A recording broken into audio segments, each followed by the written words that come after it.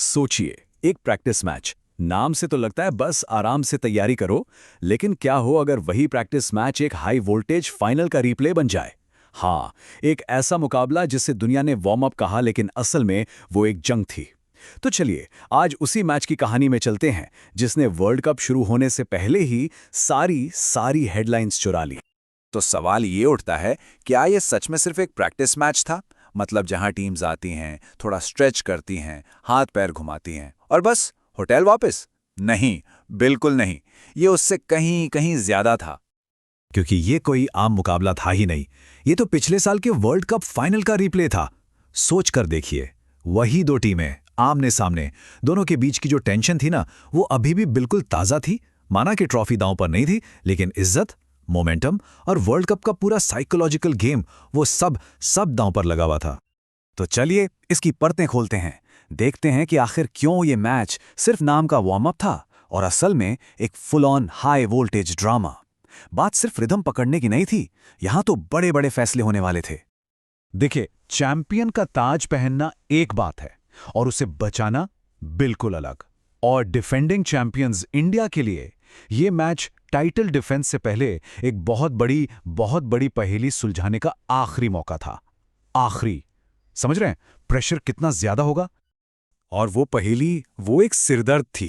Actually सिरदर्द से भी कहीं बढ़कर एक ऐसा सवाल जिसने टीम मैनेजमेंट की रातों की नींद हराम कर रखी थी।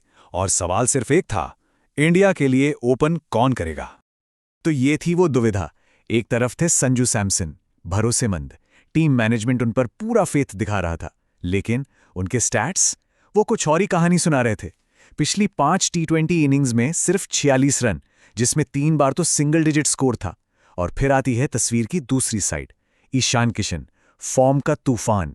पिछली टी20 सीरीज में 215 रन, वो भी 2301 के स्ट्राइक रेट से, और उसमें एक मैच जिताने वाला शतक भी था। तो ये सिर्फ नंबर्स नहीं थे, ये फॉर्म वर्सेस फेथ की सीधी टक्कर थी। और इस सब के बीच जब कप्तान खुद आगे आकर कुछ कहता है ना, तो समझो हवा का रुख बदल गया। इंडियन कैप्टन सूर्य कुमार यादव ने ईशान किशन के बारे में जो कहा, वो सिर्फ तारीफ नहीं थी, वो सिलेक्टर्स के लिए एक साफ साफ मैसेज था, एक स्टेटमेंट। और इसके बाद प्रेशर, वो तो सीधा आसमान में पहुंच गया। लेकिन ठहरिए, कहानी सिर्फ इंडिया की नहीं थी। सिक्के का दूसरा पहलू भी तो था, साउथ अफ्रीका। और उनका भी अपना एक एजेंडा था, बिल्कुल साफ। वो यहां सिर्फ हाथ मिलाने नहीं आए थे। उनका मिशन दुनिया के बेस्ट को उनके ही घर में टेस्ट करना, वेस्टइंडीज से जीतकर जो मोमेंटम मिला था उसे आगे बढ़ाना, और सबसे इंपॉर्टेंट, अपने सबसे बड़े हथियार, अपनी पेस जोड़ी कगिसो रबाडा और एनरिच नॉर्थिए को आजमाना। वर्ल्ड कप से ठीक पहले उन्हें इस जोड़ी को आग में तपाना था, देखना था कि वो इंडियन बैटिंग के सामने कितना दम रखते हैं। तो स्टेज सेट था, सवाल हवा में तैर रहे थे, दोनों टीम्स के इरादे आसमान छू रहे थे। और फिर मैच शुरू हुआ, और जवाब ऐसे मिले कि सबकी आंखें खुली की खुली रह गईं। और जिस एक खिलाड़ी पर सबसे ज्यादा प्रेशर था, सबकी निगाहें थीं, उसी ने आते ही धमाका कर दिया, ईशान किशन। सिर्फ 20 गेंदों में 50 रन।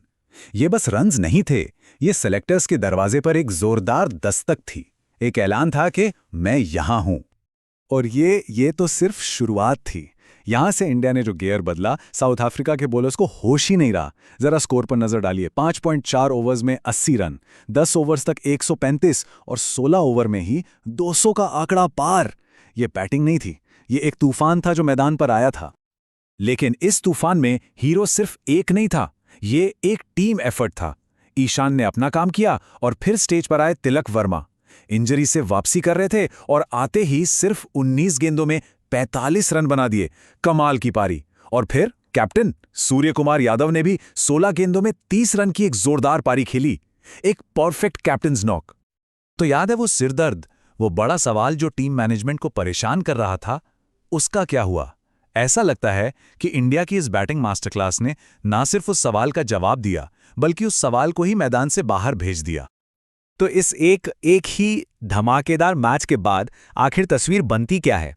वर्ल्ड कप से ठीक पहले इस मुकाबले ने दोनों टीमों के लिए क्या बदल दिया? चलिए इसको भी समझते हैं।